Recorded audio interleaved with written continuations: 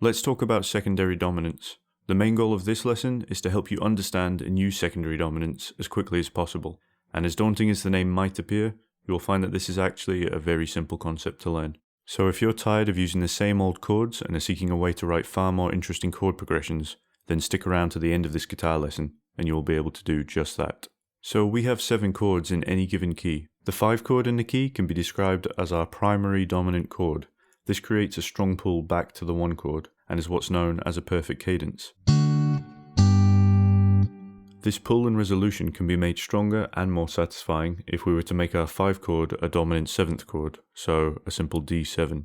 In terms of intervals, this simply means adding a flat 7 interval to our major triad. This creates more tension in the chord, and more tension equals greater resolution.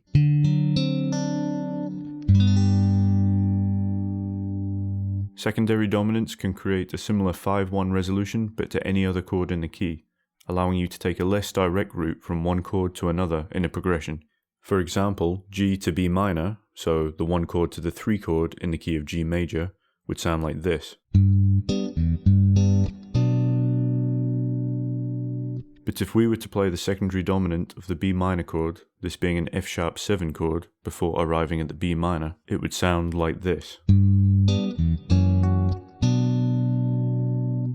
And as the secondary dominant really wants to resolve to its own 1 chord, in this case the B minor, then this really helps pull the listener in and strongly suggests what chord might be coming next. We can easily find the secondary dominant of any chord by simply building a dominant 7th chord from the 5th. For example, if we wanted to know the secondary dominant of the 2 chord in the key of G, this being an A minor, then you would simply need to find the 5th of A. You could do this by climbing up an A major scale starting from an A root note,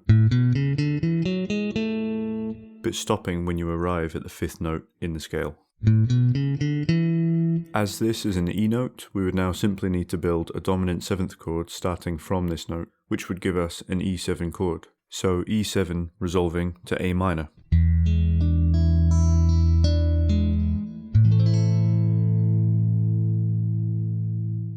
In this particular case, you could write this down as the 5 of 2, as we are approaching our 2 chord from its very own 5 chord.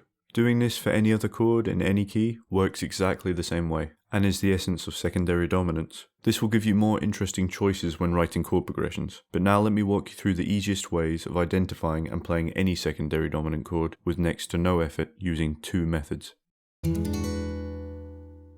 If you're trying to find the 5th of a chord with its root note on the low E string, then the first method is to simply visualize a power chord. When you play a power chord, you're actually just playing the root and the 5th intervals. And from here, you just need to play the 7th chord starting from the 5th. I would recommend using this common dominant 7th shape.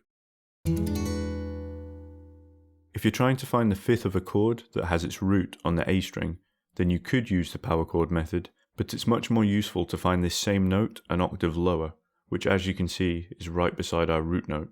And from here, you could then play a standard 7th bar chord that you will all be familiar with. This method also applies to any chord that has its root on a D string. Simply find the 5th in the same way. However, as our 5th interval is now on an A string, you will need to use this common bar shape instead. So now let's apply this to every chord in the key of G. As discussed previously, the 1 chord already has its own 5 chord within the key, but you could still use the power chord method to quickly identify the 5th and then place down a 7th chord. So D7 to G. The 2 chord can use the same power chord approach as its root note is on the lowest E string. This would reveal an E note, giving us an E7 secondary dominant chord, resolving to our 2 chord A minor. As the root of the 3 chord, B minor, is on the A string, we can apply the look back method to quickly find the 5th. This would give us an F sharp note, so F sharp 7 to B minor.